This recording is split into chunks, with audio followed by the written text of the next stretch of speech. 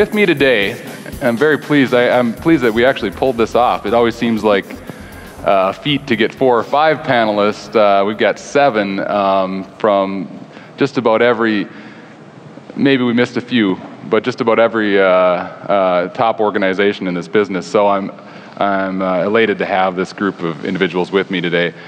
To my left, we have Mary Rosenthal, who's the Executive Director of the Algal Biomass Organization. Charlie Niebling, who's Chairman of the Board of Directors for the Biomass Thermal Energy Council. Bob Cleaves, who is the President and CEO of the Biomass Power Association. Norma McDonald, Vice Chair, External Affairs and Co-Chair, Legislative and Regulatory Affairs for the American Biogas Council.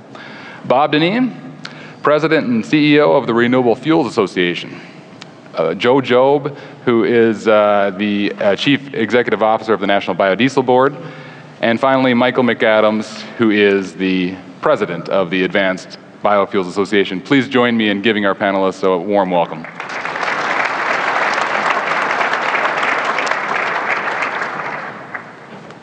So, we'll go ahead and get started with reaction and responses to what you heard. If I could have told Dr. Newell to speak for another 15 minutes, I probably would have, because I think everyone was really interested in that data and could probably sit here for another hour digging into it.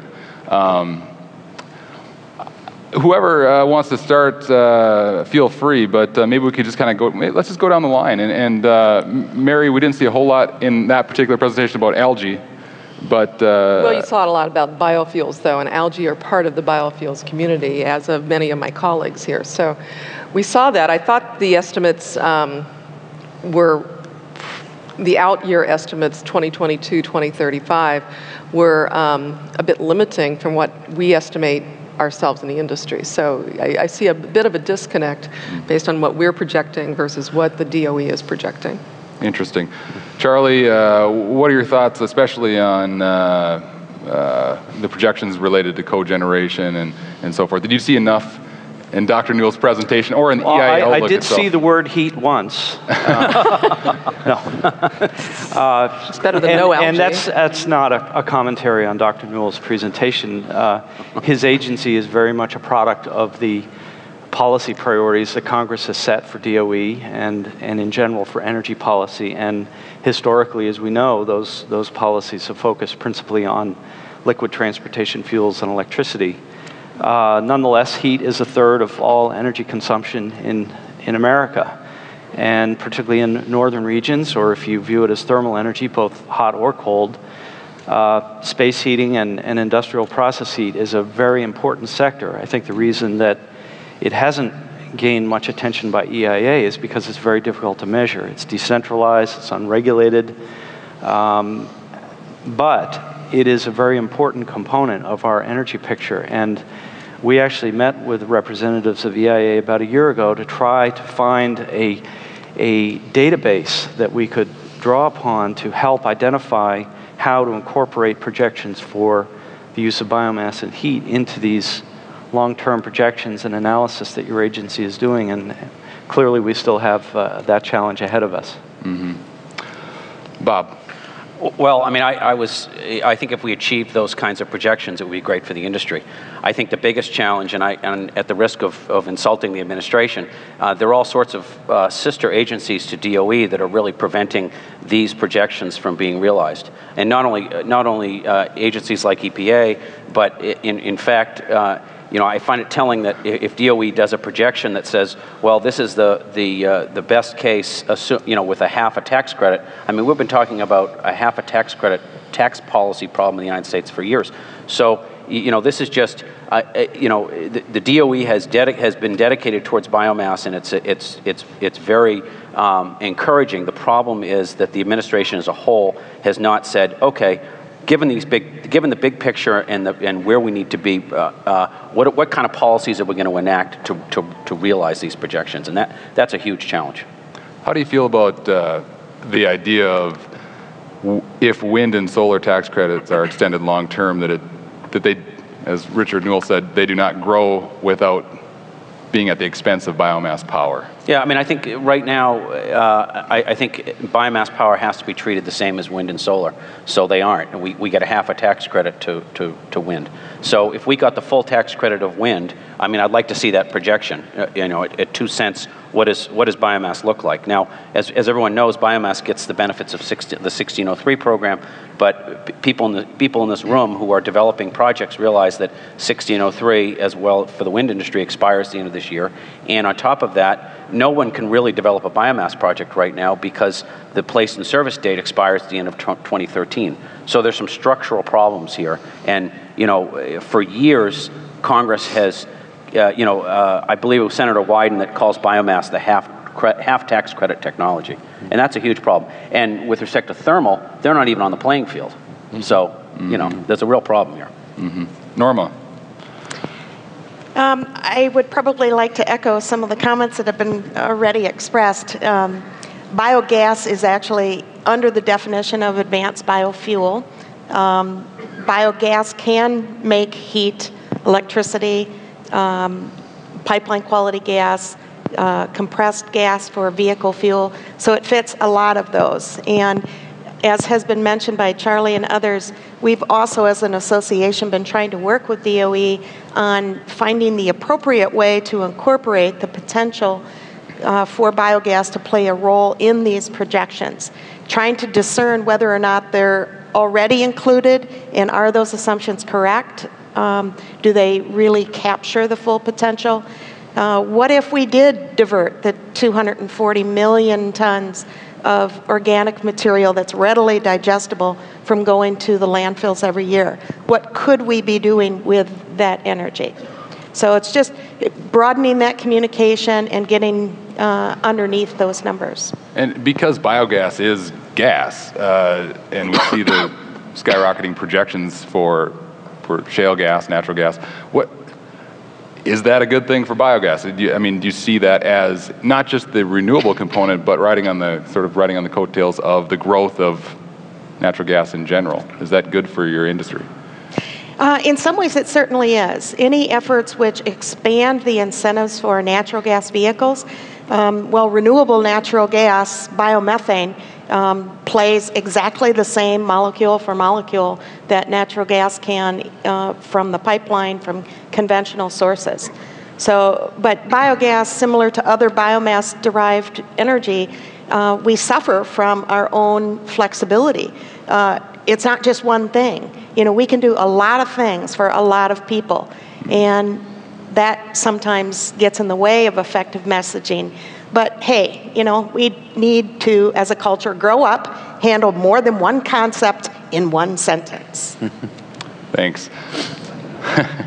Bob, ethanol. It looked pretty good. I mean, granted, policy uncertainty is there.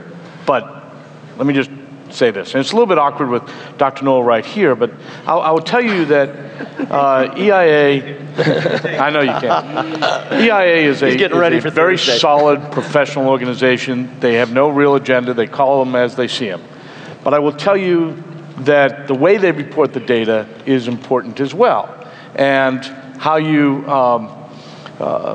use the numbers tells a different story. And you saw it today. And Dr. Newell is a solid pro, and he really does a good job at EIA. But the way they report the data oftentimes marginalizes the important role and potential that renewable fuels can play. And you saw it today. The suggestion that, you know, in 2009, ethanol and other biofuels represented just 4% of the liquid transportation fuel marketplace. Well, in fact, ethanol today is blended at 10% in about 95% or more of the nation's motor fuel. We're roughly 10% of the gasoline market today. But if you're not looking at just the gasoline market, if you look at the whole motor transportation fuel market, so you include the 45 billion gallons of diesel fuel, that's going to reduce that percentage somewhat. And then if you look at BTU content, which when ethanol is being used as a blend component in gasoline is completely meaningless, that reduces the picture somewhat.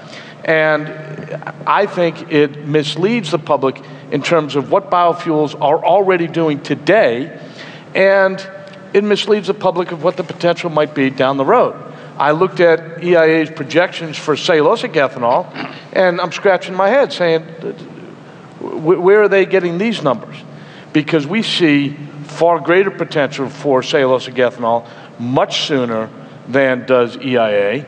And so there does appear to be a disconnect between what we as biofuels and biomass energy advocates see as the potential and how EIA sees our potential and reports it. And the danger with this is the public is getting a distorted view of the real potential for growth in domestic energy supplies, and that's a problem. I would hope that at some point EIA would be able to work with us to try to figure out how they can project some of these numbers just as accurately, but in a way that tells a more constructive and more positive story. Interesting. You know, one question that comes to mind, and I can't be a larger supporter of ethanol. I've been in the industry for 10 years. I just bought an E85 pickup, finally, and very proud of that fact. When I hear about greater vehicle efficiency standards, you know, tighter CAFE standards, and I know that my truck gets a little less gas mileage when I put E85 in it, and that's just the truth.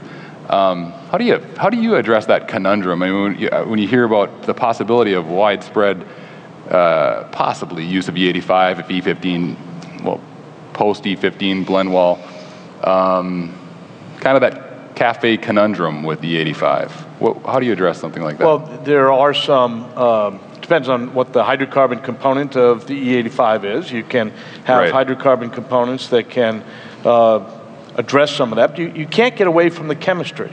And, you know, ethanol does have a lower BTU. And as used as an alternative fuel, that is, in fact, I think, a responsible thing to add. My complaint is ethanol today is not being used as E85 very much. It's being used as a blend component. Right. And as used as a blend component, its lower BTU content is meaningless.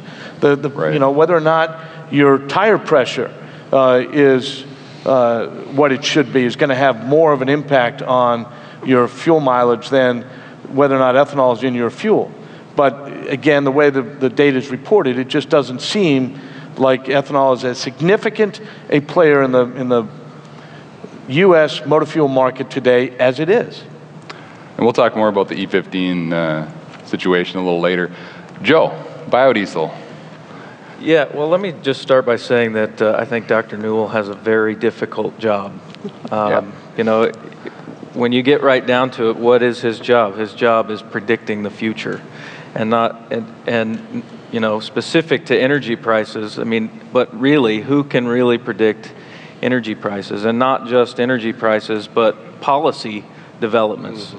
You know, they have to model in all of these assumptions. Well, so who could have predicted what's going on in the Middle East right now? Who's going to make any bets about what Congress is going to do this session, this 112th Congress, let alone 10 years from now? You know, I'm certainly not willing to make any bets on that. I don't know if any of you are, but so these are very difficult variables and assumptions that have to go into these models. And after all, if any of us could really predict the future, none of us would be sitting up here. We would be on a beach somewhere. So it's very, very difficult, and you know, they do the best job that they can given the very dynamic assumptions. EIA is always pretty conservative. One of the things that I found interesting, there was a slide showing that biofuels will be very much impacted by the price of oil and the cost of oil, and that is true. However, the problem with oil and commodities, energy prices, is that prices don't do what that chart showed. There was a reference case where oil prices went like this, and you know, a middle and a low. Oil prices don't go like this. Oil prices go like this. And that slide just showed averages, so it even blended it out.